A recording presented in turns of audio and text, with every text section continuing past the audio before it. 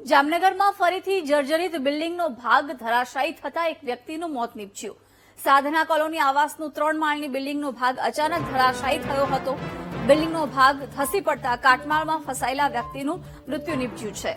ફાયરના જવાનોએ કાટમાળ હટાવી વ્યક્તિને બહાર કાઢી હોસ્પિટલ ખસેડ્યું છે। સારવાર દરમિયાન ઘાયલ વ્યક્તિનું મોત નીપજ્યું છે।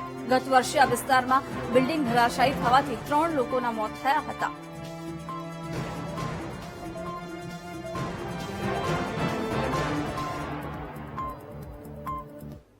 આજરોજ વહેલી સવારે સાધના કોલોની તરીકે ઓળખાતા ગુજરાત હાઉસિંગ બોર્ડે વર્ષો પહેલા બાંધેલા બ્લોક્સ પૈકીનો એક બ્લોક વહેલી સવારે તૂટ્યો છે। આ બ્લોક આપણે ચોમાસાની શરૂઆત પહેલા સમરના એન્ડમાં લગભગ મે મહિનામાં આપણે સંપૂર્ણતઃ ખાલી કરાવેલા હતા અને આમાં ફક્ત એક લાવારીસ વ્યક્તિ રાત્રે આશ્રય માટે આવેલ હશે।